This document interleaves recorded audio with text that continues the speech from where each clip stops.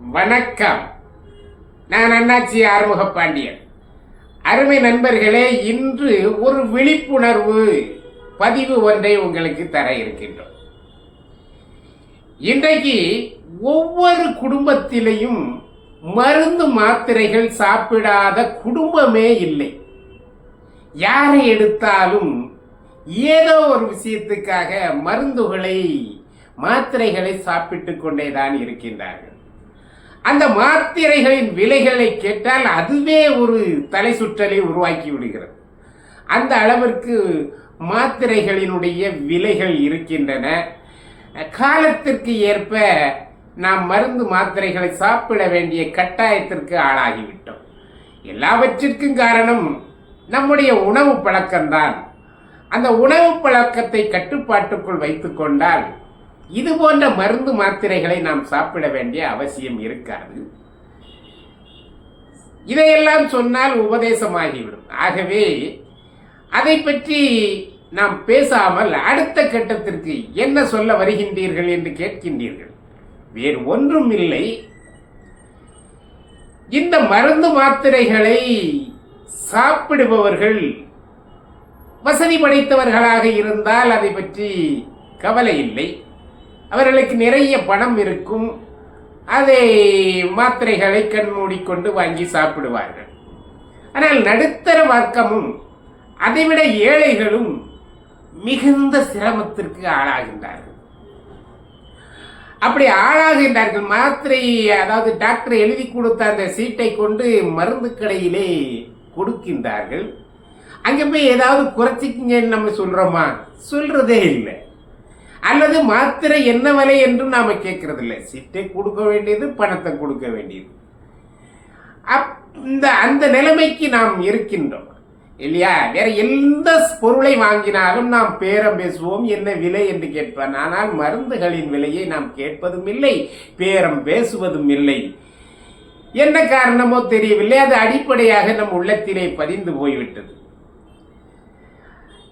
அதாவது இப்படிப்பட்ட ஒரு சூழ்நிலை நடுத்தர மக்களுக்கும் ஏழைகளுக்கும் இந்த மருந்து மாத்திரைகளின் விலைகளை கேட்டு அவர்கள் ரொம்ப சிரமப்படுகின்ற போதுதான் மத்திய அரசுடைய திட்டம் ஒன்று இருக்கின்றது. அருமை நண்பர்களே, இதை எல்லோரும் பயன்படுத்துகின்றார்களா என்று தெரியவில்லை. சில திட்டங்கள், அரசாங்கம் போடுகின்ற திட்டங்கள் மக்களை சென்றடைவதில்லை, அல்லது மக்கள் அதை பயன்படுத்துவதில்லை என்கின்ற நிலைதான் நமது நாட்டிலே இருக்கின்றது. ஒரு சில திட்டங்கள் என்ன திட்டங்கள் என்று அடிப்படையான மக்களுக்கு அது தெரிந்து கொள்வதற்கு வாய்ப்பே இல்லாமல் இருக்கிறது. ஆனால் ஒரு சில திட்டங்களால் ஏற்படுகின்ற நன்மைகள் அந்த கஷ்டப்பட்டவர்களுக்கு, ஏழைகளுக்கு சென்றடைவதில்லை. அந்த வகையில்தான் இந்த திட்டமும் இருக்கின்றது. என்ன திட்டம் என்று சொன்னால், பிரதான மந்திரியினுடைய மக்கள் மருந்தகம் என்கின்ற ஒரு திட்டத்தை வைத்து அதை செயல்படுத்தி கொண்டிருக்கின்றார்கள். பிரதான மந்திரியின் மக்கள் மருந்தகம் என்றால் பிரதம மந்திரியின் கீழ் நடைபெறுகின்ற மக்களுக்கான மருந்தகம். சரி, இதனுடைய செயல்பாடு என்ன என்று கேட்டால், அருமை நண்பர்களே, நீங்கள் வெளியே 100 ரூபாய்க்கு ஒரு மாத்திரை வாங்குகின்றீர்கள் என்றால் இந்த மருந்து கடையில் 30 ரூபாய். அங்கே எழுதியே போட்டிருப்பார்கள், உங்களை பார்த்தீர்களானால் 50 முதல் 80% வரை தள்ளுபடியில் கிடைக்கிறது என்று. உடனே மக்களுக்கு ஒரு சந்தேகம் வந்துடும். விலை குறைவான மாத்திரை வாங்கினால் அது தரமற்றதாக இருக்குமே என்கின்ற அச்சம். அதுவும் கவர்மெண்ட் உடைய மருந்து கடையிலன்னா போய் ஸ்டாக்லாம் நிறைய வச்சிருப்பாங்க, அதை கொண்டு நமக்கு தர்றாங்க பொருளுக்குன்னு ஒரு அவநம்பிக்கை நமக்குள்ளே ஏற்படுவது உண்டு. இப்போ கூட நாம அரசு அதாவது மருத்துவமனைக்கு சென்றால் திரும்புவதில்லை என்கின்ற ஒரு நம்பிக்கை மக்கள் மத்தியிலே இருக்கிறது. ஏன் இந்த நம்பிக்கை வந்தது என்று சொன்னால், நீங்கள் கையிலே காசு இருக்கின்ற போது அல்லது முதலிலே சின்ன சின்ன நோய்களாக இருக்கின்ற போது அக்கம் பக்கத்தில் இருக்கின்ற மருத்துவமனைகளிலே நீங்கள் போய் அட்மிட் ஆகி பார்ப்பீர்கள். அப்போது அது தீராத பிரச்சனையாகி அது அந்த நோயை முற்றி பெரிதான பிறகு அங்கே இருக்கின்ற மருத்துவர் என்ன சொல்வார் என்றால், இங்கே இருந்தால் இந்த நோயாளி இறந்து போவார் போல் இருக்கிறது, ஆகவே அது நம்முடைய மருத்துவமனைக்கு கெட்ட பெயரை தரும், நீங்கள் கவர்மெண்ட் ஆஸ்பத்திரிக்கு கொண்டு போய்விடுங்கள் என்று கடைசியாக சொல்லுவார். இப்ப நம்ம நேர கடைசிய மருத்துவமனைக்கு போறோம். அங்க போனா கவர்மெண்ட் ஆஸ்பத்திரிக்கு போனா அங்க டாக்டர்லாம் பார்த்துட்டு என்ன ஆச்சுன்னு கேட்பாங்க. அப்போ நம்ம இங்கெல்லாம் இதெல்லாம் பார்த்தோம்னு ஒரு வருடக்கணக்கான கதைகளை சொல்லுவோம். எல்லாம் முடிந்த பிறகு இங்க வந்திருக்கீங்க, என்ன செய்வது, முயற்சி செய்கிறோம் என்று சொல்லிவிட்டு கடமையை அவர்கள் செய்கின்றார்கள். அவர்கள் எல்லாம் நல்ல டாக்டர்கள், நல்ல பயிற்சி பெற்றவர்கள். ஆனால் முற்றிய நோயை கொண்டு வந்து ஒருவரிடம் கொடுத்தால் அவர்களால் என்ன செய்ய முடியும்? அவர்கள் திருப்பி கொண்டு போங்கன்னு சொல்ல முடியாது, ஏன்னா கவர்மெண்ட். ஆகவே நாங்கள் பார்க்கிறோம் என்று சொல்கிறார்கள். எவ்வளவோ மருந்து மாத்திரைகளை கொடுக்கின்றார்கள், அது சரியில்லாமல் இழப்பு ஏற்பட்டு விடுகிறது. இதுதான் உண்மையே தவிர, ஆரம்ப கட்டத்திலே மருத்துவமனைக்கு நீங்கள் கவர்மெண்ட் மருத்துவமனைக்கு சென்றால் அருமையான மருந்து மாத்திரைகள், அருமையான டாக்டர்கள் எல்லாம் இருக்கின்றார்கள். சேவை மனப்பான்மையோடு உள்ள டாக்டர்கள் இருக்கின்றார்கள். அதே போல மருந்துகளும் முதல் தரமானது, அது தரமான ISI முத்திரை பெற்ற மருந்து மாத்திரைகள் தான் கவர்மெண்ட் மருத்துவமனைகளிலே கிடைக்கும். இது நமக்கு நம்பிக்கை வருவதில்லை. காரணம், இலவசமாக கொடுக்கின்ற எதுவுமே தரமற்றதாக இருக்கும் என்கின்ற அடிப்படை சிந்தனை நம்முடைய இதயத்திலே பதிந்திருக்கின்ற காரணத்தினாலே அது என்ன ஆகுதுன்னா, கவர்மெண்ட் என்று சொன்ன உடனேயே முகம் சுளித்து கொண்டு வந்து விடுகிறார்கள். சில பேர்கள் முடிய கடைசியில் இல்லைன்னா அங்கே போய் முடிக்கணுங்கிறதுக்காக கொண்டு போகிறாங்க. அங்கே போகிற பெரும்பாலான பெரிய ஆஸ்பத்திரிக்கு நீங்கள் கொண்டு போனீங்கன்னா பெரும்பாலான அவர்கள் திரும்பி வருவதே இல்லை. அந்த அளவுக்குத்தான் அந்த மருத்துவமனை இருக்கு. காரணம், அது நம்முடைய குற்றம்தான். நாம் உலகமெல்லாம் சுற்றிவிட்டு முடியாமல் போன பிறகு அங்கே போயிரும் அவர்கள் முடித்து கொடுக்கிறார்களே தவிர அது மருத்துவர்கள் பிழை அல்ல. ஆனால் நமக்குள்ள நம்பிக்கை கவர்மெண்ட் ஆஸ்பத்திரிக்கு போனால் முடிச்சிருவாங்க அப்படிங்கிற ஒரு தவறான அபிப்பிராயத்தை நாம் வைத்திருக்கின்றோம். அதே போலத்தான் இன்றைக்கு இலவசமாக அல்ல, அது இலவசமாக கொடுத்தால் இன்னும் சீப்பாய் போகும் என்பதற்காகத்தான் பிரதான மந்திரியின் மக்கள் மருந்தக திட்டத்தின் கீழே இந்த மருந்துகளை மிக குறைந்த விலையில் கொடுக்கின்றார்கள். தரமான மருந்துகள். ஏனென்றால் மருந்து என்றாலே அதை சோதனை செய்து தான் அதை முதன்மையாக மருந்துகளை எல்லாம் முதன்மையான மருந்துகளைத்தான் முதலிலே அந்த அரசு மருத்துவமனைக்கு கொடுப்பார்.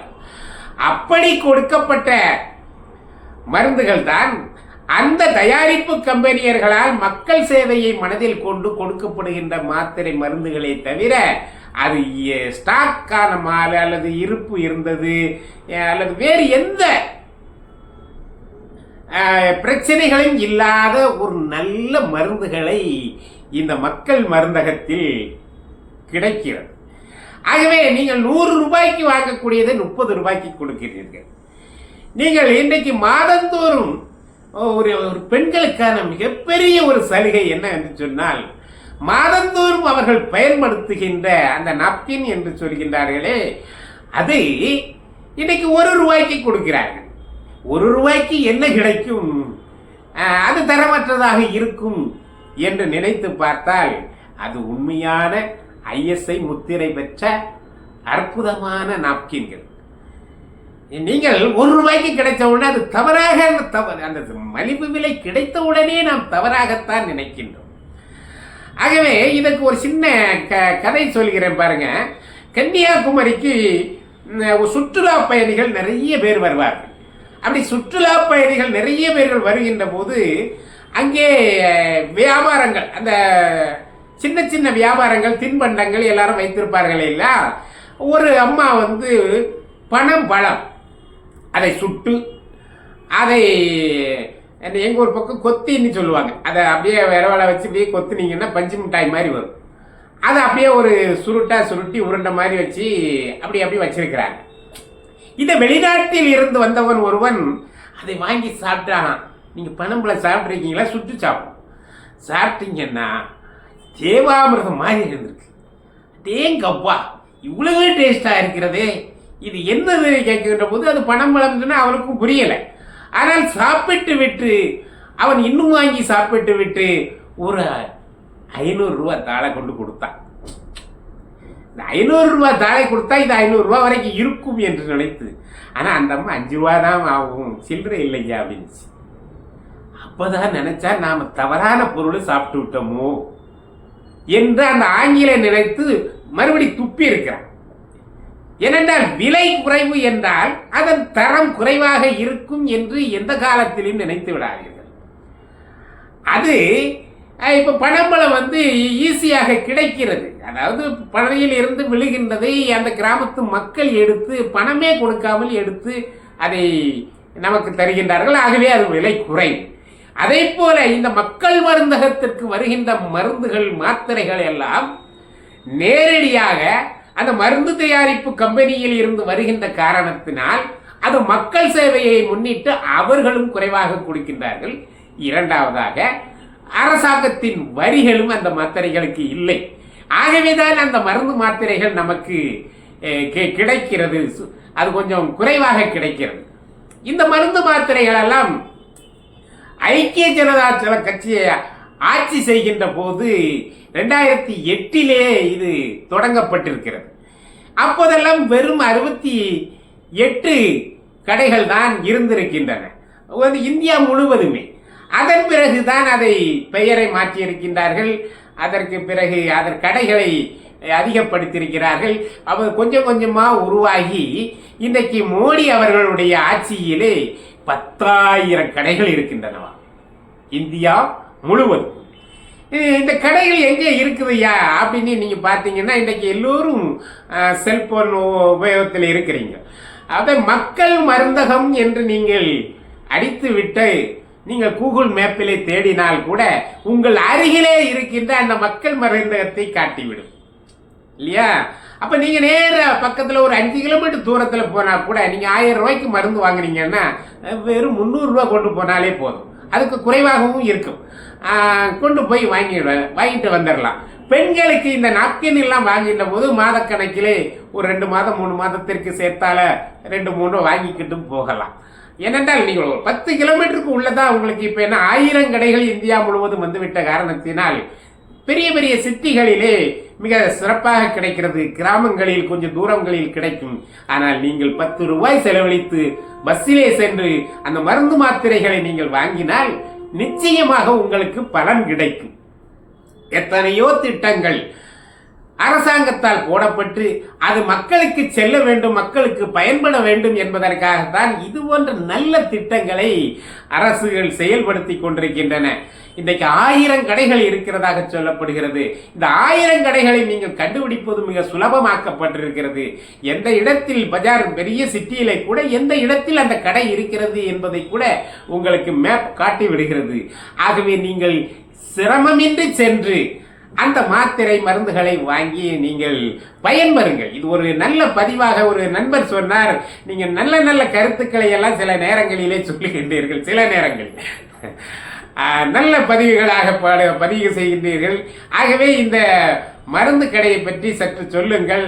நான் தினசரி பிரஷருக்கு 50 ரூபாய்க்கான மாத்திரையை நான் சாப்பிடுவேன். ஒரு முறை மாத்திரை வீட்டிலிருந்து எடுத்து செல்ல முடியாத போது அந்த சிட்டியிலே அந்த கடையிலே போய் வாங்கிய போது வெறும் 10 ரூபாய், 50 ரூபாய் மாத்திரை வெறும் 10 ரூபாய்க்கு கிடைத்தது. அதே மாத்திரை நான் சாப்பிட்டு கொண்டிருக்கிற 50 ரூபாய் மாத்திரை, அதே மாத்திரை. ஆகவே இந்த செய்தியை மக்களுக்கு எடுத்து செல்லுங்கள். மக்கள் இதை தெரிந்து கொண்டு பயன்பெறட்டும் என்று அவர்கள் கேட்டுக்கொண்டார்கள் என்னை. ஆகவே அந்த பதிவுதான் இந்த பதிவு.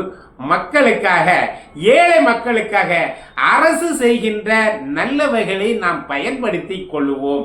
நம்முடைய சுமைகளை நம்முடைய பட்ஜெட்டுக்குள் அமைத்துக் கொள்ளுவோம்.